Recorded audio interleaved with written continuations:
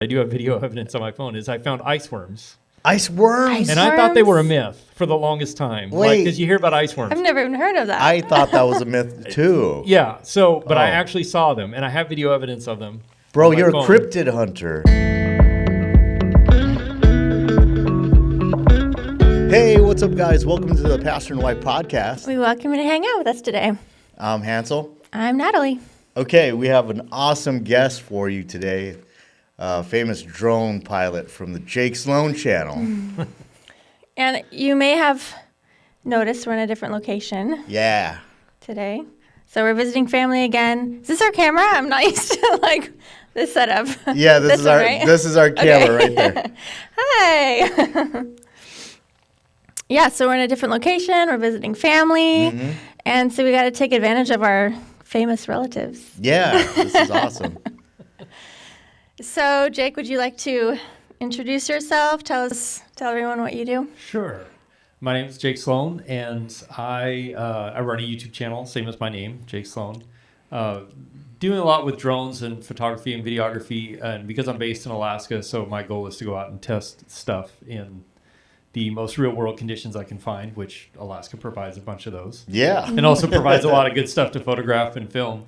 And then, but most of my work is actually working as a drone pilot or as a camera operator for a lot of different productions and commercials, movies, TV shows, stuff like that. I've seen a lot of your stuff, and I'm a subscriber to your channel. Thank you. Yeah. Some of that stuff looks like it's not even real, but it's 100% real, right? Yes. Nothing I do is fake. Even though I've been accused of green screening stuff before. Yeah. No, I mean, Alaska is a really incredible place to live. It's super harsh. Mm-hmm. You have to have a bit of adventurous spirit to live there. Yeah. Like the conditions can be really harsh. But part of that is that I get to go some of the places that are just, they are otherworldly. Like they're, you can't experience them. I mean, maybe in Iceland or Greenland or something, but they're just ice caves inside of glaciers. Yeah. Watching the aurora in the stars it's one of those things like I'm 25 years I think I've lived in Alaska total now, and every time I go out and see those places or find a new ice cave, it's like this whole new magical experience. It's amazing every single time. Man, I got to go out there one time with you. That'll be fun. Yeah. See, collabs are always good. That's right. Yeah. So, I mean, you have to put in a lot of work just to get out there, right? Yes. Sometimes I get lucky and I get to go in a helicopter.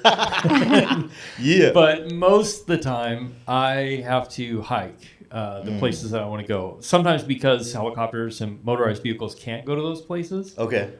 And then sometimes just because, helicopters are expensive. And Yes. Well, I would love to have one or pay for one to take me everywhere. It doesn't. But it also it's the hike or the journey. That's part of the fun too, and it's part of what makes it interesting, and I would say more enjoyable to watch because you get to come along the journey with me. You hear me complain about how cold it is. Yes. I don't complain about how far it is very often, but that is part of the story and it provides great ways to test or showcase. If I'm working with a new camera or something like that. Along the way, it's lots of good opportunity to show what something can do or where it can't maybe handle things. That's really good because I've used your tips. In fact, we're using some of the equipment that you said was good, and I think it is good. So, yeah. Reliable It's reviews. Oh, man. So, today I really wanted to kind of focus on, because we're all Christians, and I feel like when you make those videos, like in the Old Testament, there was a craftsman there that built the temple, and it was considered worship unto the Lord. Mm-hmm. And I feel like you're doing pretty much the same thing, but to a really wide audience. Yeah. It's because I came from a ministry background, working in churches and pastoring. It was quite a mind shift for me to realize, even though I had taught it a lot and talked about it a lot, doing it and realizing that what I was doing was still in the same category of, living my life for God and giving and living in His will even, and doing everything as an act of worship was sometimes it was a big mind shift to go from that to what I'm doing now. It's so much easier to associate working full time for church as that's the more spiritual thing than me running around the mountains and photographing stuff or working on a production for a company like Caterpillar or something like that. It's quite a bit different. But I always liked the verses when they were rebuilding the walls in Jerusalem. Okay. Because when, and I don't have the scripture right in front of me right now or off the top of my head, but when God told, is it Nehemiah? Yeah. Who to pick to oversee rebuilding the wall? He basically was like, grab the musicians who are highly skilled and put them in charge of rebuilding a wall.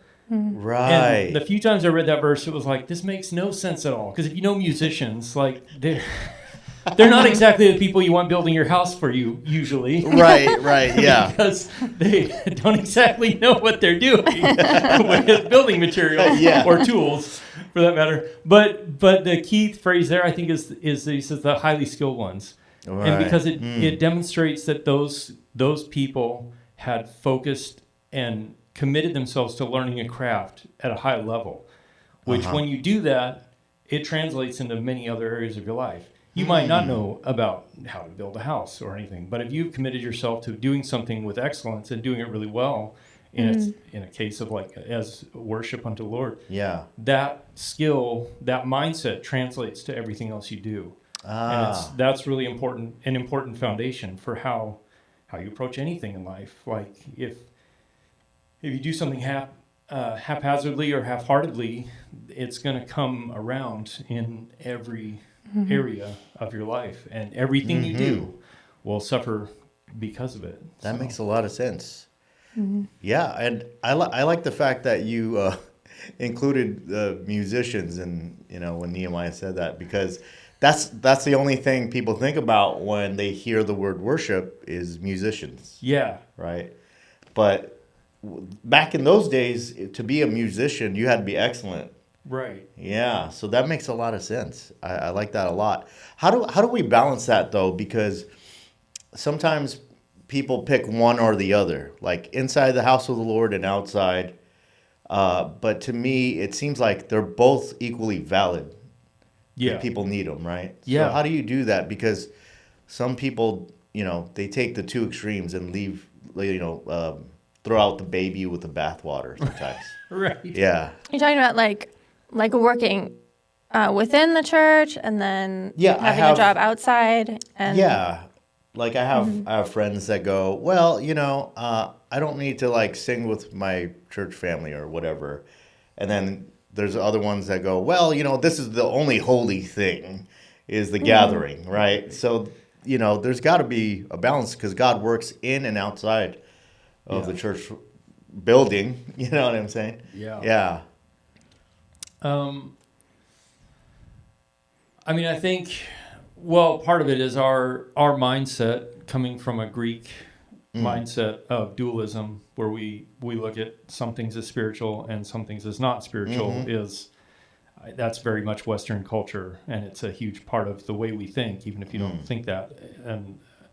But looking at the way the mindset the Bible was written from largely is the Eastern mindset or Hebrew mindset. Yes. Where there is nothing that isn't spiritual. Everything you do is, there's no separation between who you are physically and who you are spiritually, or who you are, at home, who you are at work.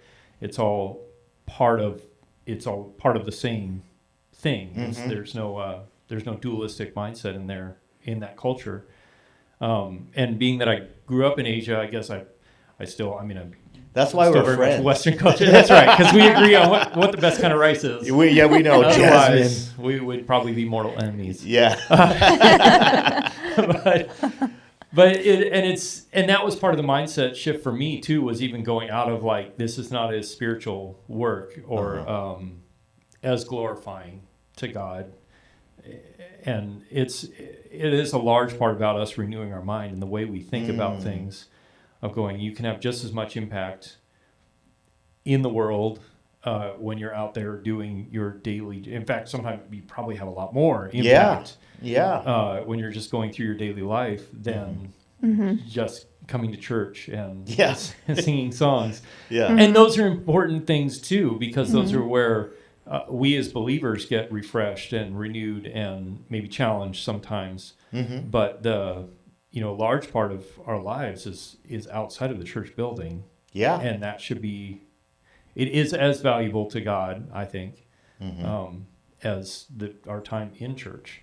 When, we probably feel the closest to God, but it's, there's lots of times coming back to, my hikes through the middle of nowhere in the wilderness. There's lots of times where I've gone to places and I'll be filming and working and doing the things I need to do. And then there's a lot of times where I'll stop and just have a moment where it's like, holy crap, I can't believe God created things like this. Like one of the last big ice caves I was in filming, which you can see on my channel if you want to see it. It's I think I reviewed the Pocket 3 and the Action 5 if you want to find it.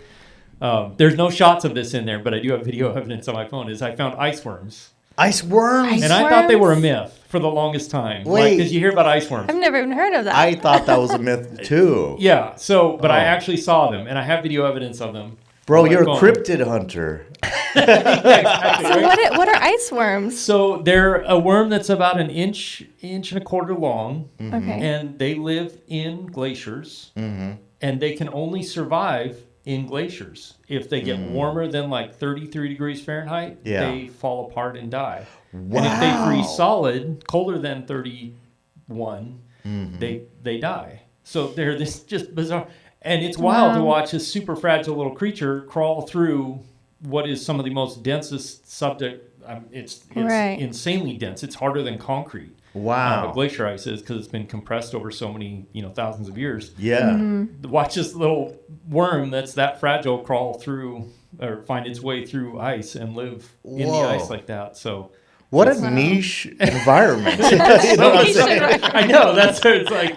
And, so they're kind of like, wow, this is really wild. And then it's like, why would God create something like this? It's just so, why? The creativity and the extent that he went to create things that, like, we get to go discover. And wow, that, to me, that's evidence of God's existence, because if evolution was true, like the Darwinian evolution, that wouldn't be a thing. It's the survival of the fittest, and you would want to be in an environment that's less harsh than that. You know what I'm saying? Like, if that were true, like the whole theory, and only a God who has a sense of humor could like create that. Right. You know what I mean? Like, okay, you can only survive between these two temperatures, and then you have to burrow through the hardest thing ever to live. And it's wild. Wow, that's so cool, man. I wish I could see that with you. That would blow my mind too. Man, I got a spot to take you. Okay, all right. Well, it's not that bad of a hike. Okay. But your dad's hikes are brutal, but So it's not. Can I point out something really quick? Because you touched on the Greek mindset and dualism and stuff like that. Which, if you're Pastor and Wife podcast super fans, you would have heard Lee Sloan's episode where I think she introduced dualism, the first talk on our channel. To talk about that concept. That's right. And so Lee Sloan is Jake Sloan's wife. So I don't think we connected the dots for you. So Lee Sloan was in our, what is it? The Why Aren't 30 Million Christians Voting? Yes, that one. Yeah. That was a good episode. It was very popular. My brilliant sister, and this is my brilliant brother-in-law. So there's your connection. That's awesome. That's awesome, man. Yeah. I feel you on what we just talked about, because I was watching all these videos about how to get to the top of Mount Whitney. Oh, yeah. And because it's like a goal for me and my sons to get up there, the highest point in the continental U.S., and it's here in California, which is awesome. And then there was an atheist that was traveling with a Christian, and they're all going up together. And they get to like halfway to the summit where you can see all the other peaks, and he just starts crying. Mm-hmm. And his friend's like, "Oh, what's wrong?" And he goes, "I don't know. I just think it's so beautiful out here. Like, I know this wasn't created, but I feel like it is." Yeah. And I'm like, wow, he's not a believer, but he worshiped. Yeah. Mm-hmm. And it blew me away, man. Yeah. I think that's where it comes down to when the Bible says that all creation shouts. Mm-hmm. And it's I mean, sometimes we can hyper spiritualize things. Mm-hmm. And I think that there is something in people that was created to see the things that God created. Yeah. And be amazed and wowed and then worship because of it. Yeah. Not to worship the creation. Yes. But to see those things and then go, holy crap, this was created for me to be here and enjoy in this moment, and the beauty that's there, I'm a bit of a naturalist. Okay. But, Yeah. So those things do appeal to me a lot more than maybe some people, but I think it is true that all creation is screaming about the glory of God. Mm-hmm. Wow. And directing us toward who he is and his greatness and creativity. Yeah. Well, I know a lot of what you do is like in pursuit of beauty. Yeah. And so we have a lot of men watch our channel, and you're a man, and you're a man. So it's 70-30, so 70 young men and nice. 30 young women. Okay. Yeah. Okay. Right. So what can you say about, I think in our culture, it's stereotypical that women like to pursue beauty and women are all about the beauty thing. So what is it that you think, for you as a man, why do you pursue beauty, and what do you think is valuable in that for men? Well, I think it's weird because the way our culture is now is complicated. But I think part of the reason that it's complicated is because largely in the past, men were told that they couldn't be or shouldn't be pursuers of beauty. And so I think that's led us to many of the cultural fights that we have now. Is men are still trying to find beauty in I agree in some ways, and it can go down dark paths or bad paths with porn and other things. But so it's challenging culturally to be able to do that and then not be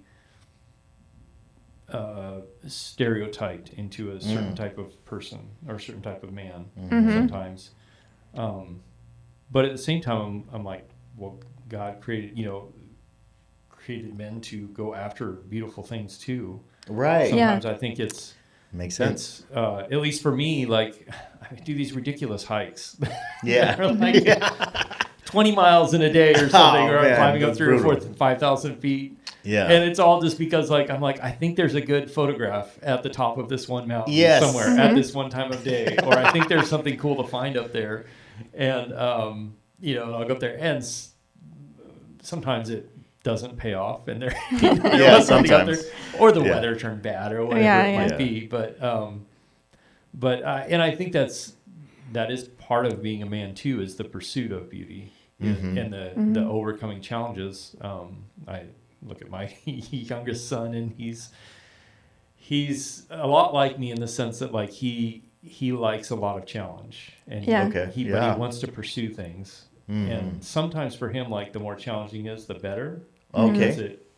Because it causes something to rise up inside of him, and but he's still pursuing things that you would think are why would you want to challenge yourself that much to pursue something that's that delicate or right precious, or what, depending on what it is. And this, in the sense of for me, I'm sure a lot of people go, why would you hike that far and do that much work to go just take one photo, maybe take one photo or get one shot at the top of someplace like that? Yeah. And it is kind of a weird thing to go, well, those things are interconnected, I think, a lot for men and should be. Yeah. Men need to be challenged. Young men especially need to be challenged. But that doesn't mean just because they need to be challenged to, develop character and build themselves into being good young, godly young men, doesn't mean that they're not also being really gentle and really kind and really pursuing things that are tender. Yeah. Those are not separated or shouldn't be separated, but we kind of have as a culture. Right. That's a good point. That is a good point. I mean, where do you think that we started separating that? Do you think there's like a moment in time or like some generations where we kind of lost sight of that? I don't know if you have an opinion on that or not. Like, when did it happen and how can we go back? Let's pick this right now. I mean, I think for the United States, at least, it probably started this country was filled with a lot of pioneers and life was really, really hard then. Not that I don't think that some of those people didn't also strive to find beauty. It's probably partly the reason that California is now California is because people wanted to find something other than the middle or other than the East Coast. They wanted to keep going. So, and then, it's, I don't know that it's ever was consciously separated, but it definitely, I think because of a lot of the hardship and then, World War I, World War II, lots of that, it was kind of an afterthought. And I know especially for World War II, that generation, they had to separate their feelings from a lot of things because of what they had to go do or what they did. And so I think that got translated down to a lot of my parents' generation, and then and it's just kind of kept going. But then it's also kind of put us in this weird place where people who really want to pursue beauty don't feel like they can be just a normal everyday person, or they might feel like they have to be act certain ways, dress certain ways, or anything like that. Where it's you can, I don't know, they shouldn't be so mutually exclusive. Right. I think because that strength and tenderness don't fight each other, and they're not. They can be tied in. That's true. Together. That's true. I mean, I grew up thinking that if you're an artist or a really good musician, if you're a mediocre musician, you're still a guy. Yeah. But if you're high level, and I gotta say this plainly, people then you must be gay. Right. And I'm is that true? I'm it doesn't feel true. Yeah. No. Yeah, it's not true because. And I think that's the reason that we are. Some of the reason that we are where we are is because those two things have been seen as diametrically opposed instead of that they can be intertwined. Yeah. And exist in the same person. Yeah, exactly right. I mean, I think that's the essence of a man is the pursuit of beauty. I mean, what do men love? Beautiful women, and I don't know. I totally agree with that, and I mean, I'd kill for one of my projects is there's a local peak called Cucamonga Peak. It's in 9,000, and it overlooks L.A. and San Bernardino, the whole basin, and I'm there's this driving force into me to hike up there with all my gear, which is not easy, just for a sunrise. Yeah. And I'm it makes total sense to me. And then another person on the street's dude, are you crazy? Why would you do that? You know what I mean? Yeah. And I'm there's something in us as men that want to either experience it or capture it. Yeah. Yeah. Yeah. That's a good point, man. Yeah. And there's definitely a war against it. A war against it. Okay, explain especially for young men.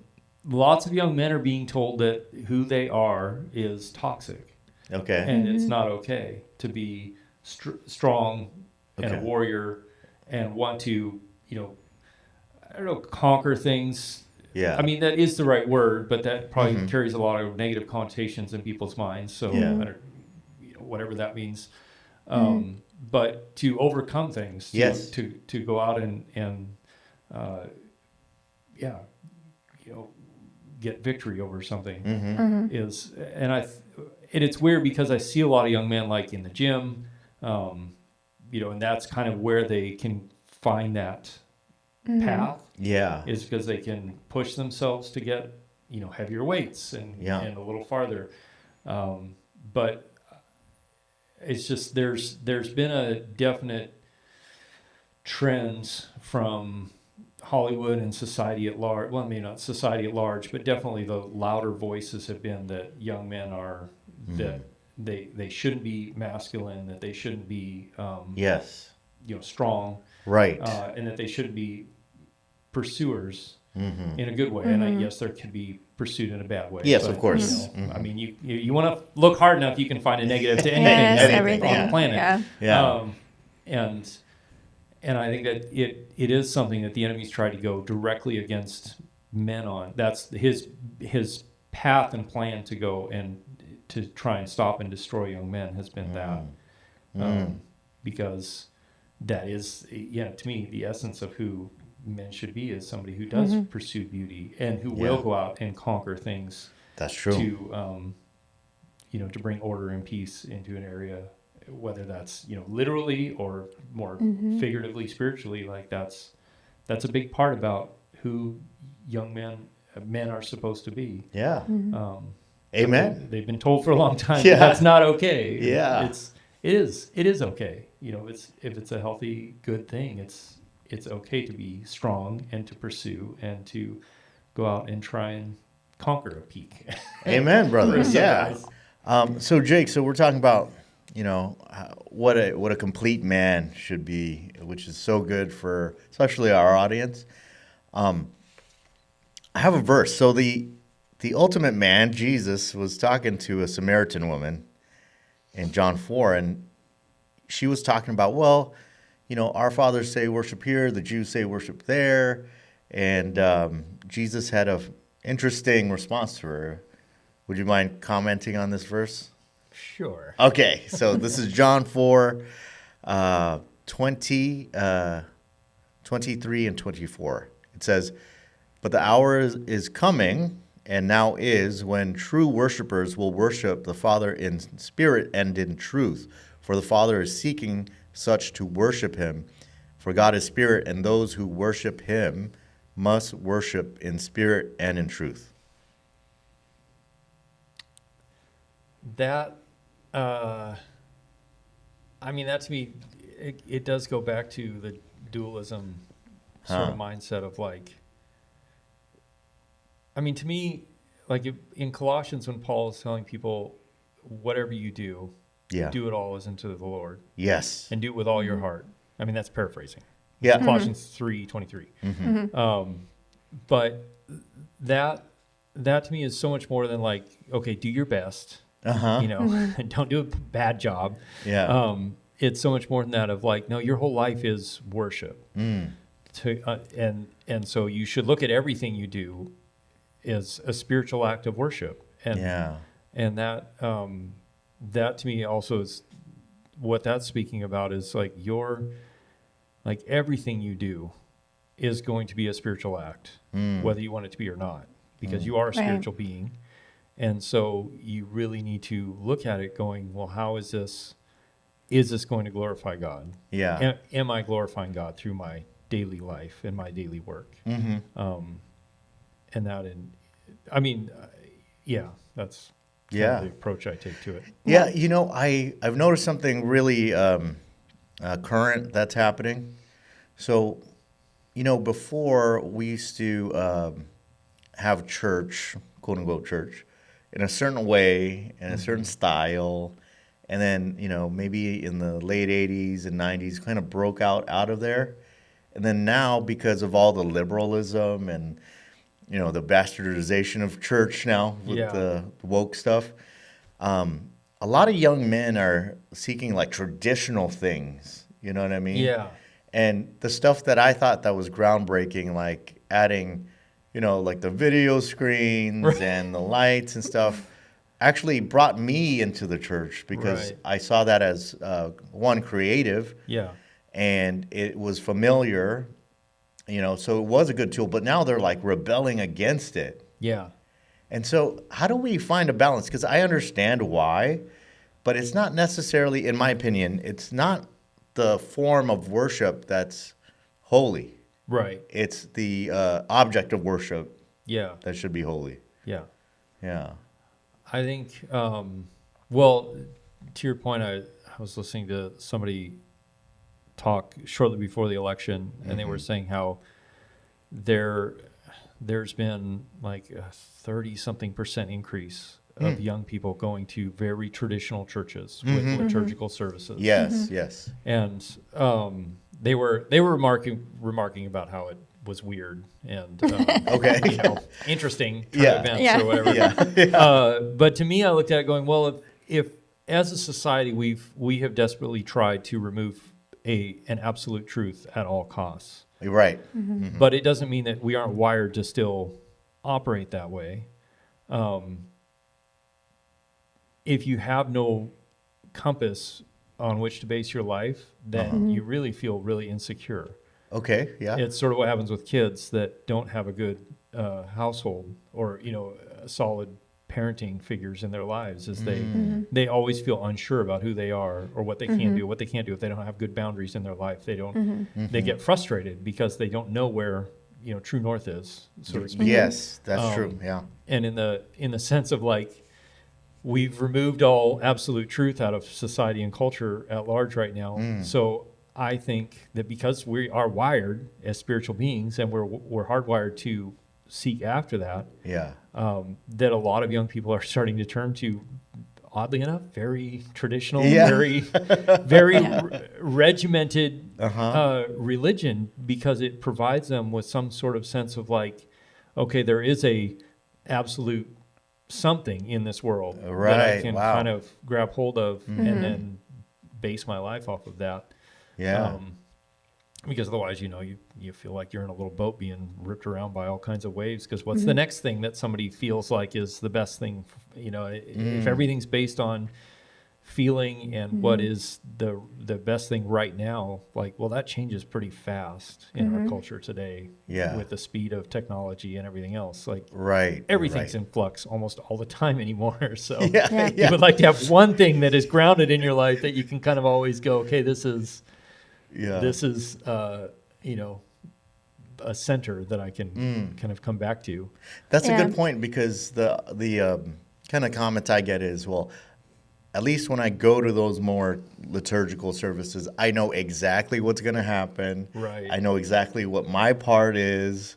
And, I'm not blaming them at all, because if they feel the presence of God in an act, I'm not going to stop them. Right. Yeah. Well, and that's the thing too, is like I'm probably more along your lines of like I like a little bit more dynamic, creative. Yeah. not creative, but just more dynamic expressions. Yes. I guess of music and church services. Yeah.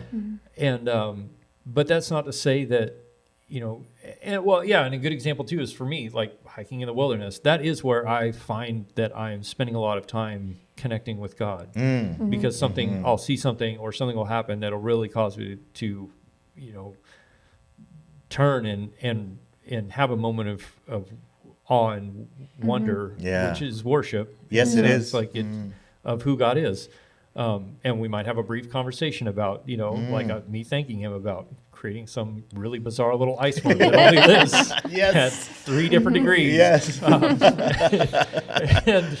But that's not to say that there aren't people who also don't experience God's presence and don't experience worship through a more liturgical, traditional type of service. Right. God can reveal himself to people in so many different ways. Yeah. That we're, growing up overseas, I saw it a lot too, where it's like we're the ones who really try and put God in a box, because good point. you know, Yeah. and that's a whole huge conversation. Yeah, right? yeah, that is a huge we conversation. could go for a long time about podcast. that. Yeah, another one.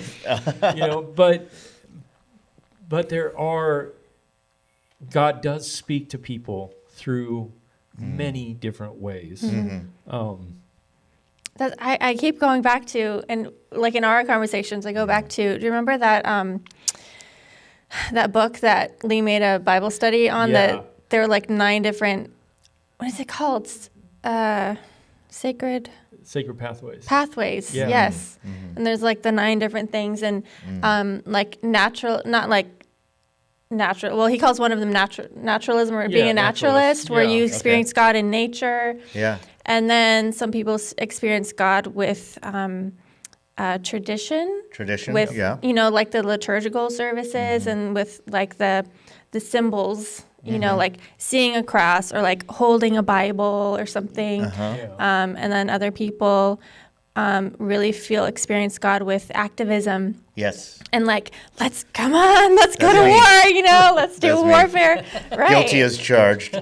And some people experience God with silence and just like, you know, fasting and stuff like that. I mean, there's so many different, I love that study, and I think of it like all the time. Yeah. It's really cool how we can all just have different ways of connecting with God. But I think what people are really searching after is just something that's real and something that's true. And if I go to this service, you know, and maybe it doesn't make me feel a certain way, but maybe I feel insecure when my feelings are all over the place. So I go to this service and I feel connected with God because they read word from word from the Bible, because there's a pastor, because this, you know, we stand up, sit down, and this is the truth. You know? Yeah. So that's cool with me. I totally can see that. And I think that's part of God's creativity, because he made us all different. Yeah. And we like different things. My problem, I guess, is how do we stop from like bashing the other, you know, the other way of doing things? Because I'm on the internet all the time, and you know, there's no better place than being on the internet to watch people who have would never say something like that to somebody else's face. Yeah, but I mean, I would show, like, one of the things I like is, you know, like we talked about, more dynamic use of technology and worship. And then you got these, like, really, you know, conservative people like, that's not worship, that's idolatry, right? And then I show the whole, you know, like the very liturgical, you know, Catholic or Lutheran or Orthodox service. And other people on the other side who are like, well, that's all from colonial days, and they used to oppress people with that. You know what I mean? Like, I'm like, who cares? You know? Yeah. How do we accept one another as believers, even though we have different preferences? Yeah, and that's where grace really comes into play. Yeah. Because there are, like, especially because I used to lead worship for very widely varied groups of people. Yeah. It was always interesting to me to see how different groups of people responded to different types of music. Okay. Whether it was like modern contemporary stuff. Yeah. You know, there was lots of young people, lots of well, I used to be young. Yeah. But, we used to be young too. Middle aged. Yeah.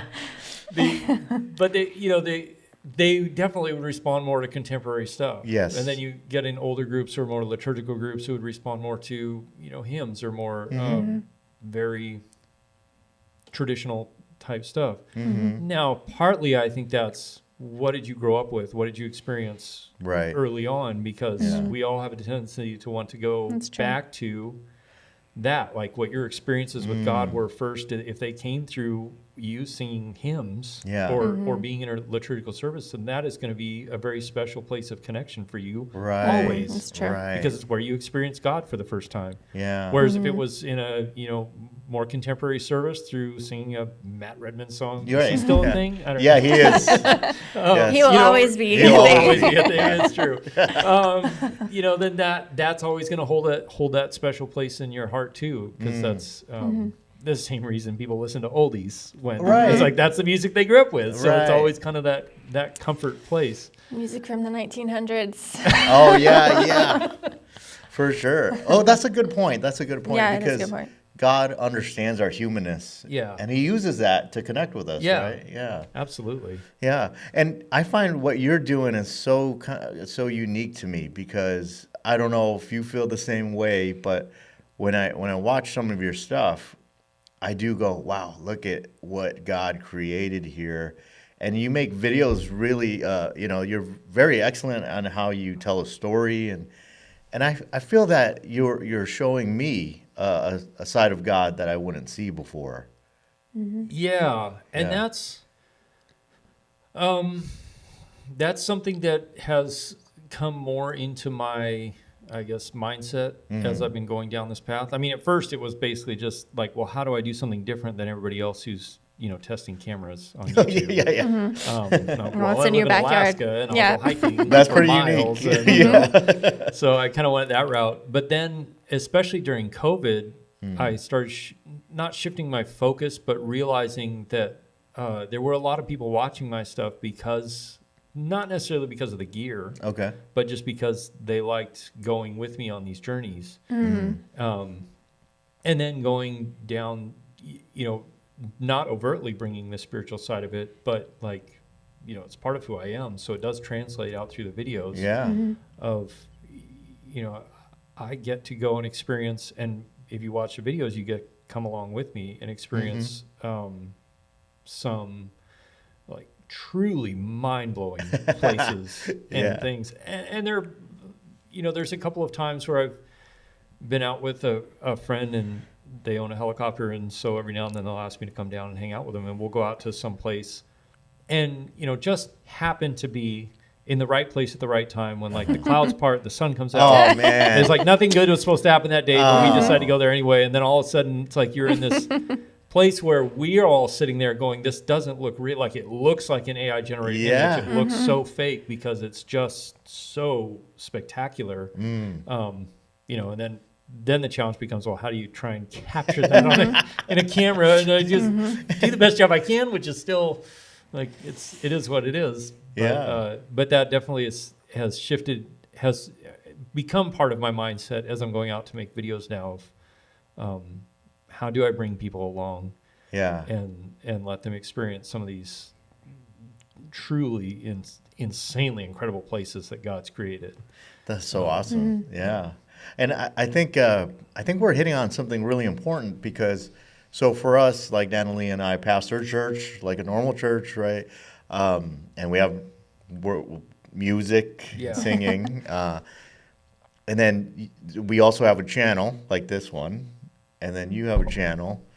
And it's like, it feels complete when you can see the spectrum of what God's doing through different people. Yeah.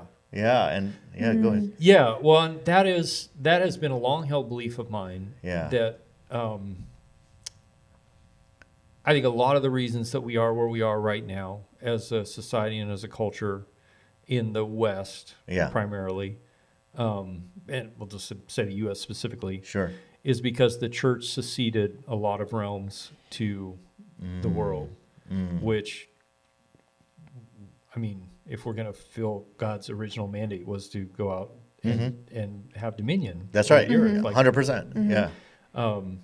But that includes all of these different spheres of life. And so I think really, if we are the ones, Christians are the ones connected to the Creator. We are the ones who follow the God who created everything around us.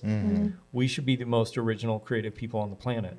I agree. It's easy to say. It's a little harder to do. I agree, man. Yeah. We should be the ones leading in all these different spheres of entertainment, and that sets really a lot of pace for culture. And yes, it does. Of government and business, and not just the religious sphere.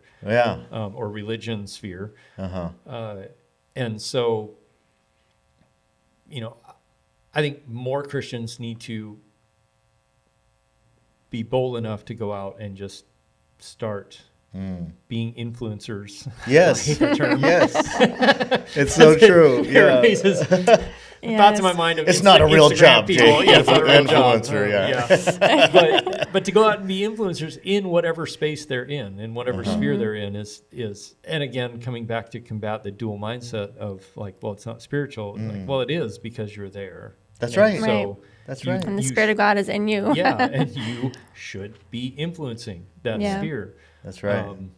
So that's like, and I am starting to see it more and more, at least on YouTube, because that's the sphere I live in, or not live in, but I'm in a lot. Yeah, I do see more and more Christians who are creating content. Yeah, not necessarily anything to do with the Bible or church or anything like that, but they're out there creating content. Yeah, and then eventually I'll figure out, oh, you're also playing on the worship team at your church. Yeah, and doing stuff like that. And it's just one of those things that.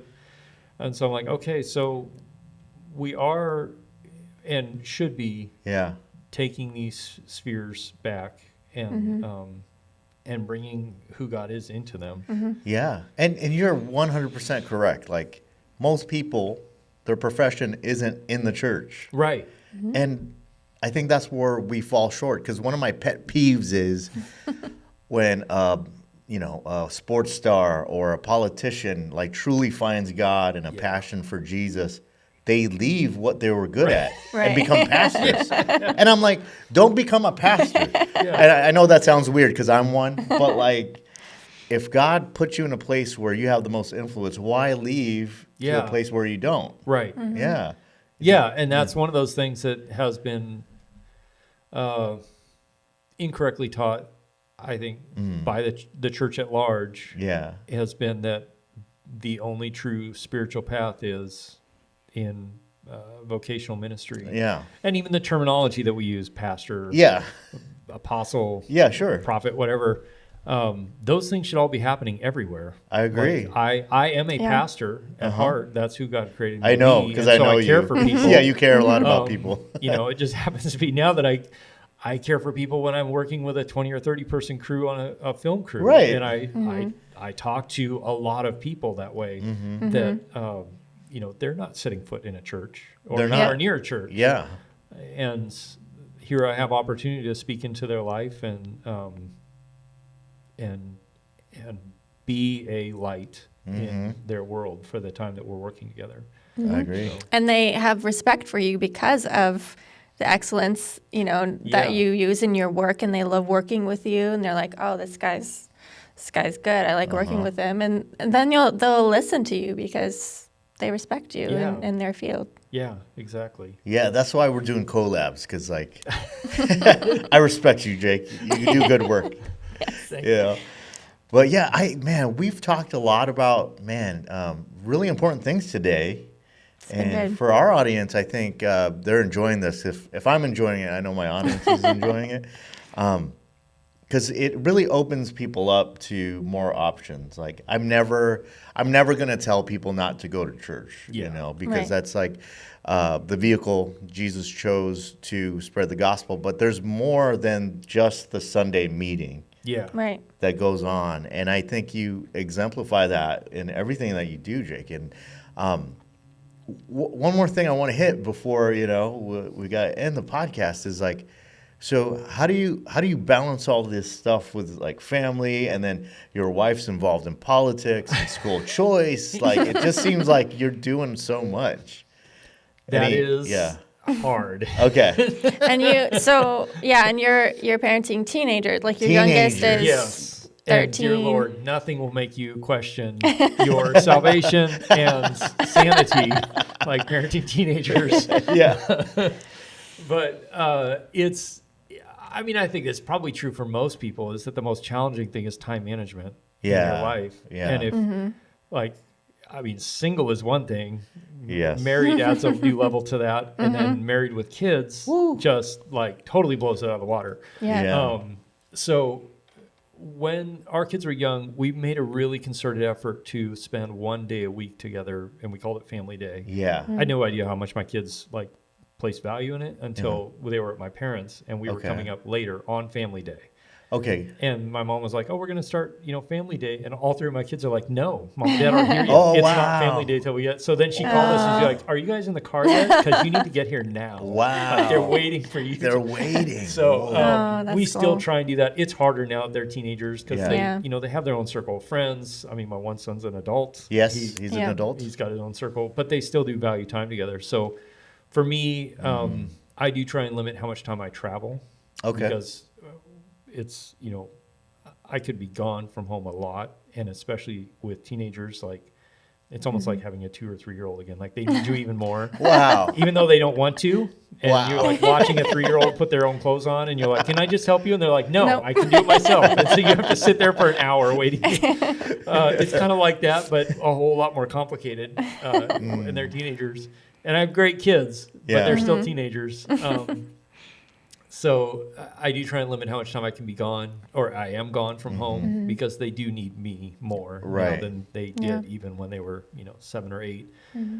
Or I try and if the right jobs come up and the right opportunities come up, then I try and take one of them with me on a trip. So I took my daughter. We drove to the farthest north you can drive in Alaska. Okay, nice. It's 1,000 miles away from my home. So we spent 5 days in a car together driving through That's a quality nowhere. time, man. Like the gas stations are 250 miles apart. Oh my gosh, There's bro. no cell phone service anywhere. So How much is gas at those gas stations? Like $10? the first place was $8.50. Oh. And Oh then my the, gosh. the next the top of the world or the top of the state of Alaska that you can drive to, at least I think it was 12 something. 12 something. And you have to. And you have to. 'Cause have it's the to. only gas station for 250 or 300 miles. That's insane. It's your only choice.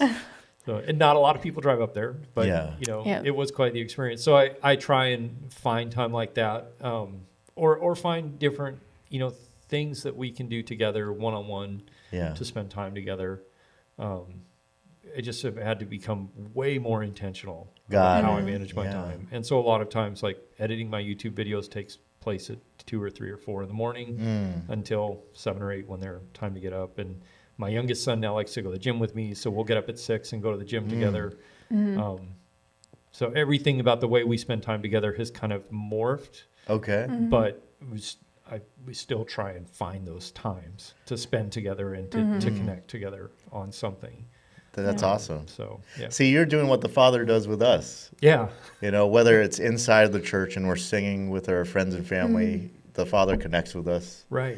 Or we're hiking and we see something amazing, the Father connects with us. Wow, this has come full circle. I mean, this is so good, man. And that's good advice. We have some young men with young kids, and they ask me, like, "Oh, when your kids get older, what do I do? I'm so out of my element, But that was great advice. I'm going to take the advice, So, but yeah, we've come to the end of our podcast. Man, Jake, next time I got to have you back again, or if I go up to Alaska, we'll do another podcast. We'll do one on a mountainside sometime. Dude, that would be amazing. Yeah. That would be so good. But yeah, we want to just thank you for coming on and just showing us a new perspective of who God is and what worship is. Do you have anything else to say? No, I just so enjoy talking with you. Like, if I didn't say much, it's because he said all the stuff he stole everything that I was going to say, because we're alike in how we think. Yeah, It's true. So yes, it was so good, and I value your perspective, and I just think it's a good perspective. It's and I love it because it's not typical, because it's not stereotypical. Yeah. Like you like. Yeah, like I like. It brings something new, a new perspective. So it's really good. All right, Jake. Thanks for having me on. Yeah. It was really fun. fun. It was awesome. So for you guys, we're going to do some more collabs with a lot of people. So, just click on the next video somewhere over here, I think.